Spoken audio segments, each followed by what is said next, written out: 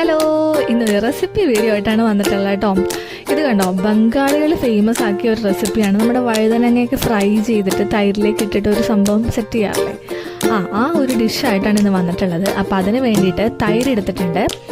ഒരു മീഡിയം പുളിയുള്ള തൈര് വേണം എടുക്കാനായിട്ട്. ഒരുപാട് പുളിയുള്ള തൈര് എടുക്കരുത്. അതിലേക്ക് ആവശ്യത്തിന് ഉപ്പ് മിക്സ് ചെയ്ത് ആദ്യം തൈരൊന്ന് മാറ്റി വയ്ക്കുക. ഇനിയാണ് നമുക്ക് അടുത്ത പരിപാടി. വഴുതനങ്ങ, നമ്മുടെ വയലറ്റ് കളറിലെ വഴുതനങ്ങയാണ് ഇതിന് യൂസ് ചെയ്യുന്നത്.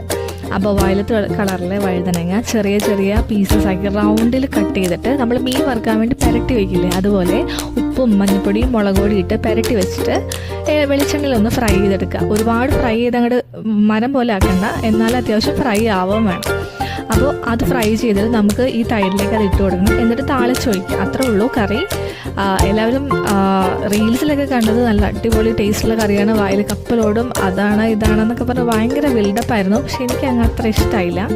നമ്മൾ നോർമലി മോര് അല്ലെങ്കിൽ തൈര് നമ്മൾ താളിച്ചെടുക്കത്തില്ലേ കറിക്ക് വേണ്ടിയിട്ട്, അങ്ങനെ ഒരു ഇതാണ് എനിക്ക് തോന്നിയത്. ഒരുപാട് ഭയങ്കര ഇവർ പറയുന്നത്ര ബിൽഡപ്പ് കൊടുക്കാനുള്ള ഒരു കറിയൊന്നുമില്ല. എന്തായാലും വൺ ടൈം ഒന്ന്, ഇത്രയും വൈറലായിട്ടുള്ള ഒരു കറിയാണ്, അപ്പോൾ അതുകൊണ്ട് വൺ ടൈം ഒന്ന് പരീക്ഷ നോക്കാമെന്ന് കരുതിയതാണ്. നിങ്ങളും വേണമെങ്കിൽ ഒന്ന് പരീക്ഷ നോക്കിക്കോളും.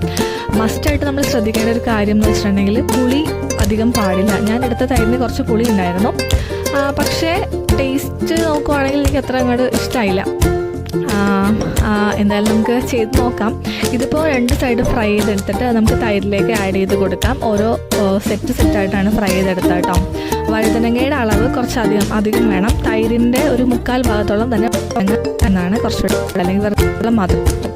അതിനുശേഷം നമുക്ക് താളിക്കുമ്പോൾ നമ്മുടെ ഉലുവ, കടുക്, അതുപോലെ പച്ചമുളക്, കറിവേപ്പില, വറ്റൽമുളക്, കുഞ്ഞുള്ളി ഇതൊക്കെ ഇട്ട് നമ്മൾ നോർമൽ കറി താളിക്കുന്ന പോലെ തന്നെ താളിച്ച് ഇതിലേക്ക് ഒഴിക്കാം. അത്രേ ഉള്ളൂ കറി.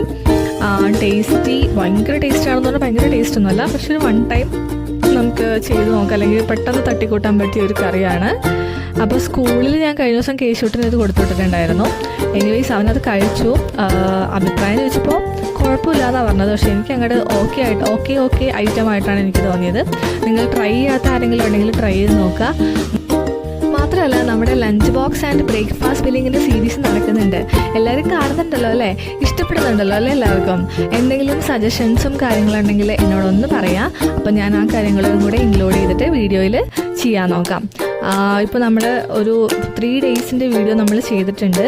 ബാക്കി വീഡിയോസ് ഓൺഗോയിങ് ആണ്, വന്നുകൊണ്ടിരിക്കും. ഓർഡർ ഷെഡ്യൂൾ ചെയ്ത് വെച്ചിട്ടുണ്ട്. അപ്പോൾ നിങ്ങൾക്ക് നിങ്ങളുടെ കൈകളിലേക്ക് വേഗം എത്തുന്നതാണ്. എന്തെങ്കിലും സജഷൻസും കാര്യങ്ങളും ഉണ്ടെങ്കിൽ പറയാം. പിന്നെ നിങ്ങൾ വെക്കുന്ന ഡിഷസ് ഏതൊക്കെയാണെന്ന് ഷെയർ ചെയ്യുവാണെങ്കിൽ ആ ഡിഷസും കൂടെ ഞാൻ ഇൻക്ലൂഡ് ചെയ്യാൻ ശ്രമിക്കാം. അപ്പം അത്രേ ഉള്ളൂ. അടുത്ത വീഡിയോ ആയിട്ട് ഞാൻ വീണ്ടും വരുന്നതാണ്.